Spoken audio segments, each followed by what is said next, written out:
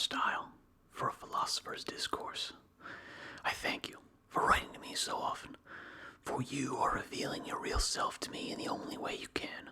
I never receive a letter from you without being in your company forthwith. If the pictures of your absent friends are pleasing to us, though they only refresh the memory and lighten our longing by a solace that is unreal and unsubstantial, how much more pleasant is a letter which brings us real traces, real evidences of an absent friend. For that which is sweetest when we meet face to face is afforded by the impress of a friend's hand upon his letter, recognition. You write me that you heard a lecture by the philosopher Serapio. When he landed at your present place of residence, he is wont, you say, to wrench up his words with a mighty rush, and he does not let them flow forth one by one, but makes them crowd and dash upon each other. For the words come in such quantity that a single voice is inadequate to utter them. I do not approve of this in a philosopher. His speech, like his life, should be composed, and nothing that rushes headlong and is hurried is well ordered. That is why in Homer the rapid style, which sweeps down without a break like a snow squall, is assigned to the younger speaker. From the old man, eloquence flows gently, sweeter than honey.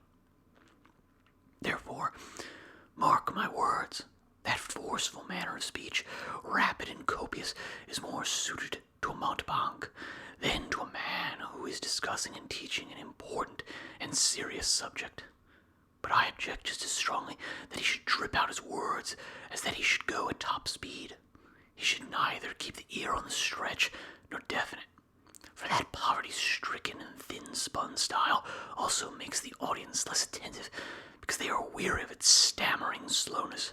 Nevertheless, the word which has been long awaited sinks in more easily than the word which flits past us on the wing.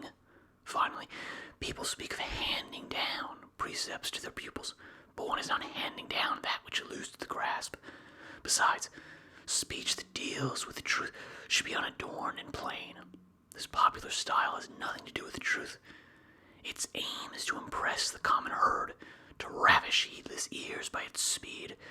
It does not offer itself for discussion, but snatches itself away from discussion. But how can that speech govern others which cannot itself be governed? May I not also remark that all speech which is employed for the purpose of healing our minds ought to sink into us? Remedies do not avail unless they remain in the system. Besides, this sort of speech contains a great deal of sheer emptiness. It is more sound than power. My terrors should be quieted, my irritations soothed, my illusions shaken off, my indulgences checked, my greed rebuked. And which of these cures can be brought about in a hurry? What physician can heal his patient on a flying visit? May I add that such a jargon of confused and ill-chosen words cannot afford pleasure either? No, but just as you are well satisfied, in the majority of cases, to have seen through tricks which you do not think could possibly be done, so in the case of those word gymnasts, to have heard them once is amply sufficient. For what can a man desire to learn or to imitate in them? What is he to think of their souls when their speech is sent into the charge in utter disorder and cannot be kept in hand? Just as when you run downhill, you cannot stop at the point when you had decided to stop, but your steps are carried along by the momentum of your body and are borne beyond the place where you wish to halt. So this speed of speech has no control over itself, nor is it seemly for philosophy, since philosophy should carefully place her words, not fling them out, and should proceed step by step. What then, you say, should not philosophy sometimes take a loftier tone? Of course she should, but dignity of character should be preserved, and this is stripped away by such violent and excessive force. Let philosophy possess great forces, but kept well under control. Let her stream flow unceasingly, but never become a torrent. And I should hardly allow even to an orator a rapidity of speech like this, which cannot be pulled back, which goes lawlessly ahead.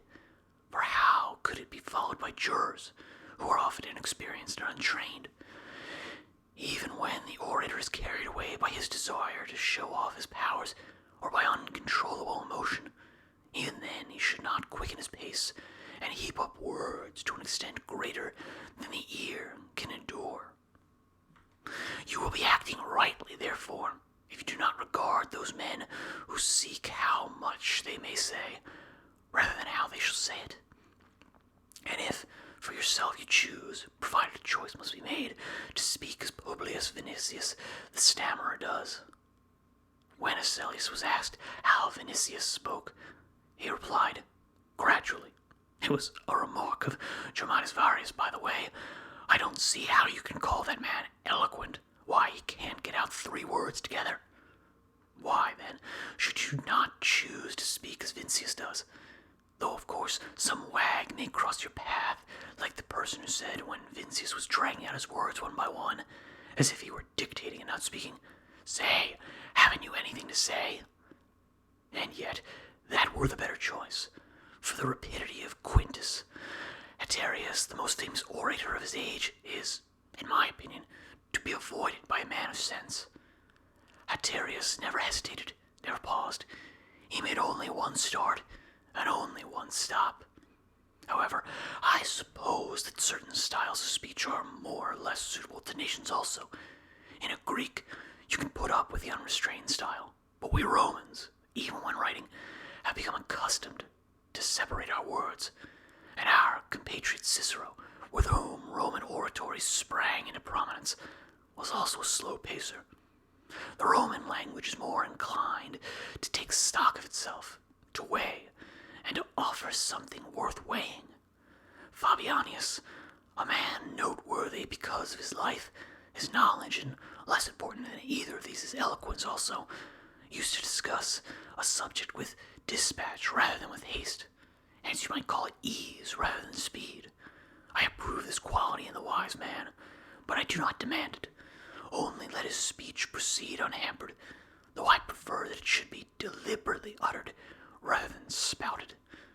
However, I have this further reason for frightening you away from the latter malady, namely, that you could only be successful in practicing this style by losing your sense of modesty.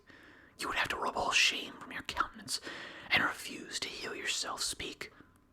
For that heedless flow will carry with it many expressions which you would wish to criticize, and, I repeat, you could not attain it, and at the same time preserve your sense of shame. Moreover, you would need to practice every day, and transfer your attention from subject matter to words. But words, even if they came to you readily and flowed without any exertion on your part, yet would have to be kept under control.